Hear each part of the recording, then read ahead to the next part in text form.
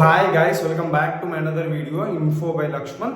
చాలా మంది చూస్తారనే వర్త్ లైక్ అండ్ సబ్స్క్రైబ్ చేసుకోవట్లేదు. So please try to make like and subscribe. So అది లేకుండా మనం వీడియోలోకి ఎంటర్ అయిపోదాం. సో వీడియోలోకి వెళ్ళే ముందు నాకు చిన్న రిక్వెస్ట్ ఏంటంటే, ఈ వీడియో డిస్క్రిప్షన్ లో మన Telegram group link, WhatsApp group link and అలాగే నా ఇన్స్టాగ్రామ్ ఐడి కూడా పిన్ చేస్తున్నా. సో ఇంకెవరైనా ఫాలో అవ్వకపోతే వెళ్ళైతే ఫాలో అవ్వండి. సో ఈ వీడియోలో మనం వచ్చేసి ఏం డిస్కస్ చేయబోతున్నాం అంటే, సో బ్రదర్ మీకు ఆల్రెడీ తెలుసు, మనకి పోస్టల్ GDS 2025 నోటిఫికేషన్ సక్సెస్ఫుల్ గా రిలీజ్ కావడం జరిగింది. 21,000 ప్లేస్ వేకెన్సీస్ తో మనకి రిలీజ్ కావడం జరిగింది. అండ్ దీన్ని అప్లై చేసుకోవడానికి లాస్ట్ డేట్ వచ్చేసి కూడా మరికొన్ని రోజుల్లో ఎండ్ అవ్వబోతుంది. కేవలం ఇంకొక 7 days లో మనకు వచ్చేసి ఈ ఆన్లైన్ అప్లికేషన్స్ అనేవి క్లోజ్ రాబోతున్నాయి. చాలా మంది అయితే అప్లికేషన్స్ అయితే చేసుకున్నారు. అండ్ ఇందులో చాలా మంది అయితే కొన్ని అయితే మిస్టేక్స్ అయితే చేశారన్నమాట. సో ఈ మిస్టేక్స్ చేసిన వాళ్ళైతే ఎడిట్ అయితే వేసుకోవచ్చు అనమాట. Edit and correction window open అయినప్పుడు వీళ్ళైతే ఎడిట్ అయితే వేసుకోవచ్చు. ఇన్ కేస్ మీరు ఎడిట్ చేసుకోకుండా అలానే మీరు చేసినటువంటి మిస్టేక్స్ అలానే ఉంచితే కనుక, ఇన్ కేస్ మీకు జాబ్ వచ్చినట్లయితే డాక్యుమెంట్ వెరిఫికేషన్కి వెళ్ళినప్పుడు మీరు వచ్చేసి రిజెక్ట్ అయితే అయిపోతారు, ఏ చిన్న మిస్టేక్ ఉన్నా కూడా. ఎందుకంటే మనకి ఈ పోస్టల్ GDS జాబ్స్ అనేవి ఎలాంటి పరీక్ష లేకుండా కేవలం 10th క్లాస్ బేస్డ్ మీద మనకు వచ్చినటువంటి మార్క్స్ ఆధారంగా జాబ్లోకి తీసుకుంటున్నారు కాబట్టి, సో వీళ్ళు డాక్యుమెంట్ వెరిఫికేషన్ చేసే టైంలో వీళ్ళు point to point, letter to letter, gap to gap ప్రతి ఒక్కటి డీటెయిల్డ్గా చెక్ చేస్తారు.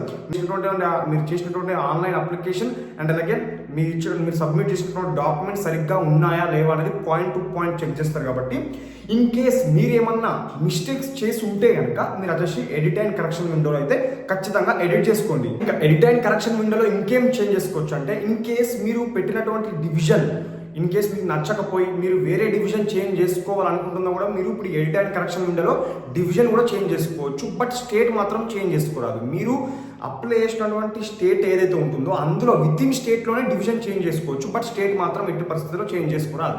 ఎగ్జాంపుల్ నేను ఇప్పుడు వచ్చేసి తెలంగాణకు అప్లై చేశాను. తెలంగాణలో కరీంనగర్ డివిజన్కి అప్లై చేశాను అనుకోండి. ఇప్పుడు కరీంనగర్ డివిజన్లో కట్ ఆఫ్ అనేది చాలా ఎక్కువ ఉందన్నమాట. Comparing to other districts cut off అనేది ఎక్కువ ఉంది. సో నేను వచ్చేసి ఇప్పుడు నేను ఎక్కడికి అప్లై చేసుకుందాం అనుకున్నా, వనపర్తి, ఓకేనా, వనపర్తి ఇలా సూర్యాపేట, అక్కడ కట్ ఆఫ్ తక్కువ ఉంది కాబట్టి అక్కడికి మార్చుకుందాం అనుకుంటున్నాం. కాబట్టి మీరు మార్చుకోవచ్చు. బట్ ఎట్టి పరిస్థితిలో స్టేట్ మాత్రం చేంజ్ చేసుకోరాదు. కేవలం డిస్ట్రిక్ట్ మాత్రమే, కేవలం డివిజన్ మాత్రమే చేంజ్ చేసుకోవచ్చు. అండ్ ప్రిఫరెన్సెస్ కూడా చేంజ్ చేసుకోవచ్చు, ఓకేనా. ఇన్ కేస్ మీరు ప్రిఫరెన్సెస్ సరిగ్గా ఇవ్వకపోయి ఉంటే కూడా ప్రిఫరెన్సెస్ కూడా సరిగ్గా చేసుకోవచ్చు. నేను ఆల్రెడీ చెప్పిన ప్రిఫరెన్సెస్ ఎలా ఇవ్వాలో కూడా మన లాస్ట్ ఛానల్లో అయితే చెక్ చేయండి. ఎవరైనా చూడకపోతే కనుక ప్రిఫరెన్సెస్ ఎలా ఇవ్వాలో కూడా క్లారిటీగా చెప్పాను. ఒకసారి వెళ్ళైతే చూసుకొని చేసుకోండి. అండ్ ఇందులో ఈ ఎడిట్ అండ్ కరెక్షన్ విండో ఎప్పుడు ఓపెన్ అవ్వబోతుందని చూసుకుంటాను బ్రదర్. మనకు వచ్చేసి March 3 రోజు ఆన్లైన్ అప్లికేషన్స్ అనేవి క్లోజ్ అవ్వబోతున్నాయి. ఇంకొక 7 days లో మనకి ఆన్లైన్ అప్లికేషన్స్ అనేవి క్లోజ్ అవ్వబోతున్నాయి.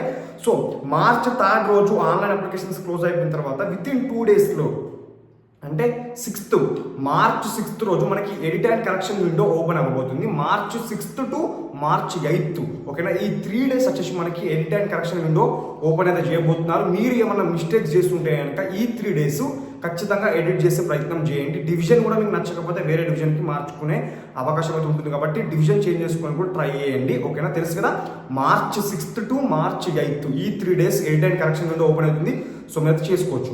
అండ్ ఇందులో ఏమేమి చేంజ్ చేసుకోవచ్చు, మెయిన్ అందరికి ఉండే డౌట్ ఇది. ఎడిట్ అండ్ కరెక్షన్ విండోలో ఏమేమి చేంజ్ చేసుకోవచ్చు అని చూసుకుంటే కనుక, ఏమేమి ఎడిట్ చేసుకోవచ్చు అని చూసుకుంటే కనుక, మన నేము, ఫాదర్ నేమ్, క్యాస్ట్, జెండరు, ఓకేనా, మీ ఇయర్ ఆఫ్ పాసింగ్, మీ ఎక్కడ పాస్ అయ్యారు, మీ ప్రిఫరెన్సెస్, డివిజను, ఓకేనా.